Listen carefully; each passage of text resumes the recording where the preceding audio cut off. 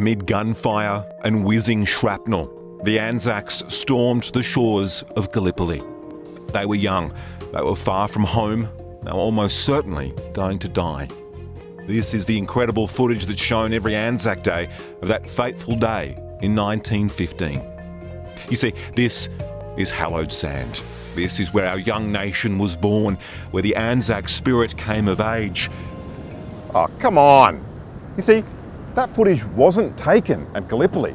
It was shot here at Sydney's Tamarama Beach weeks after the battle took place. Goes to show you can't believe everything you're told about the Anzac myth. Thanks a lot. I think screen culture has been profoundly important in how this myth has been shaped. I mean, we see that from the hero of the Dardanelles, from this film that was released 3 months after the landing at Anzac Cove. This was myth-making, this was hero-making propaganda that was extremely successful, extremely popular, and had a profound effect on how people viewed that campaign then, and I think for decades afterwards.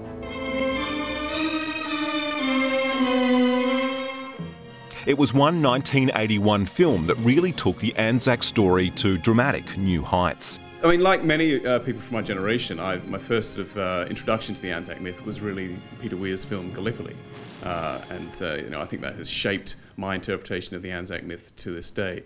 Water bottles, water bottles, bottles. And why wouldn't it? Mel Gibson and some epic synth on the soundtrack. It captured a generation of Aussies who would one day travel to an obscure part of the Northern Hemisphere to stand around in the cold. The way that the myth has grown since then, I mean, the way that the Anzac Day services have grown, the way that we're getting this increasing number, I mean, this year has been mad for the number of programs and Anzac-based films that we've been seeing on our screens. I find it bizarre.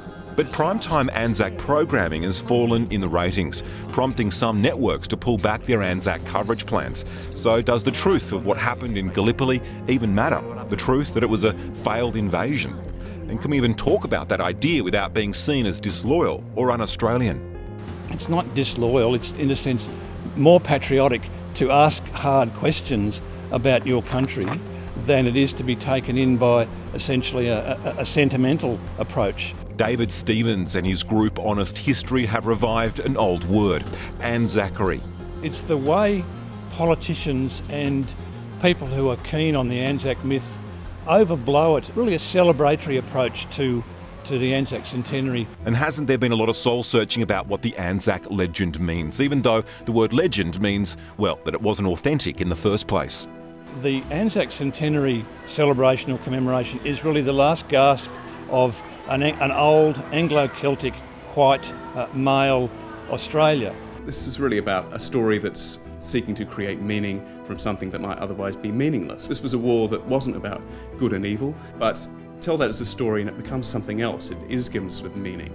And really, this should be a story about how we were misled by our leaders from the very beginning, that we were shown this sort of propaganda film and sort of told that was the truth. Needless to say, thousands of Australians honour the lives that have been lost in battle every year. But it's okay to ask why they were lost in the first place and why it will keep happening as Australia commits troops to fight overseas, no matter what you believe about the Anzac legend.